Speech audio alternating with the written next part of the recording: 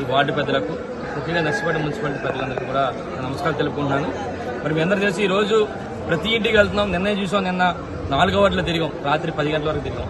అంటే ఎంత విపరీతం అంటే బ్రహ్మాండంగా జగనన్న ముఖ్యమంత్రి చేసుకోవాలని చెప్పి ప్రతి ఒక్కరు కూడా ప్రతి ఇంటి దగ్గర నుంచి కూడా బయటకు వచ్చి మరి జగనన్న ముఖ్యమంత్రి చేసుకుంటారని చెప్పి పెద్ద ఎత్తున నిరాధన పలికారు రాత్రి కూడా. అదేవిధంగా ఇప్పుడు ఉదయం నుంచి కూడా 1వ వార్డులో కూడా మరి బ్రహ్మాండంగా చేస్తాం. ఎందుకంటే ఈ రోజు చూస్తే ఈ వార్డులో మరి గత తెలుగుదేశం ప్రభుత్వంలో చేయలేని రోడ్లన్నీ కూడా ఈ రోజు బ్రహ్మాండం రోడ్లు కూడా ఇక్కడ వేసాం.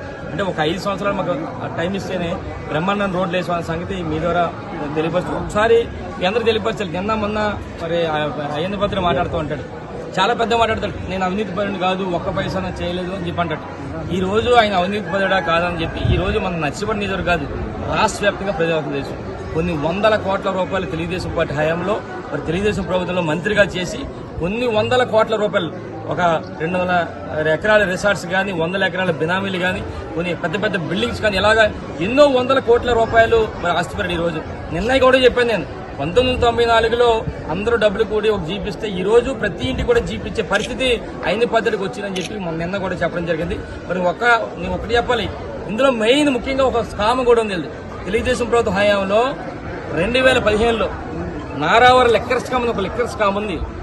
ఇదేంటంటే తెలుగుదేశం ప్రభుత్వ హయాంలో అసలు ఎక్సైజ్ పాలసీనే మార్చేసి ఈయనకి ఒక విశాఖ డెస్టిలరీస్ అని చెప్పి ఒక మందు ఫ్యాక్టరీ అంటే అక్కడి నుంచి మందు తయారయ్యి మరి బీర్లు ఫ్యాక్టరీకి వెళ్తుంటుంది అక్కడ పందిరుపాలలో. మరి ఆ రోజు 5 సంవత్సరాల కాలంలో సుమారుగా 1300 కోట్ల రూపాయలు మన రాష్ట్ర ప్రభుత్వానికి నష్టం తెలిసే విధంగా చంద్రబాబు నాయుడు ఈయనకి మరి కొంతమందికి మరి ఈ విధంగా చేసి సుమారుగా 100 కోట్ల రూపాయలు ఆ రోజు దోపిడీ చేసిన దోపిడీ దొంగ ఈ అయ్యన్న పద్ధతి అని చెప్పి సందర్భంగా తెలియపరుస్తాను. అంటే ఇలాంటి స్కాములు చేసి పెద్ద పెద్ద చేసి ఈ రోజు పెద్ద పెద్ద కబుర్లు చెప్తాడు. మాకు చాలా సిగ్గేస్తుంది. నువ్వు వాళ్ళ గురించి నీ కొడుకు, నీ మరుగుజ్జు కొడుకు మరీ మాట్లాడతాడు. నేను ఒకటే చెప్తాను, అయిన పద్ధతి కానీ మరుగుజ్జు కొడుకు కానీ చెప్పేది ఏంటంటే, మీరు ఎన్ని చెప్పినా సరే ఈ రోజు రాష్ట్ర ప్రజలు కానీ ముఖ్యంగా నర్సీపట్నం ప్రజలు నమ్మే పరిస్థితి లేరు. మీరు ఎన్ని దోపిడీలు చేశారో, ఎన్ని దౌర్జన్యాలు చేశారో, ఎన్ని రౌడీలు చేశారో ఈ రాష్ట్ర ప్రజలు కానీ ముఖ్యంగా నర్సీ ప్రజలందరికీ కూడా తెలుసు.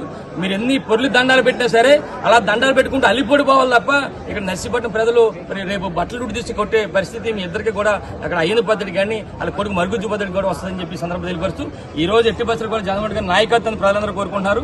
రేపు ఎట్టి బస్సులు కూడా మే 13 జరిగే ఎన్నికల్లో బ్రహ్మాండ మెజార్టీతో ఇక్కడ 30,000 పైగా మెజార్టీతో ఇక్కడ నర్సీపట్నం నియోజక ప్రజలు మరి వైఎస్ఆర్ కాంగ్రెస్ పార్టీ జెండా దగ్గర జై జై.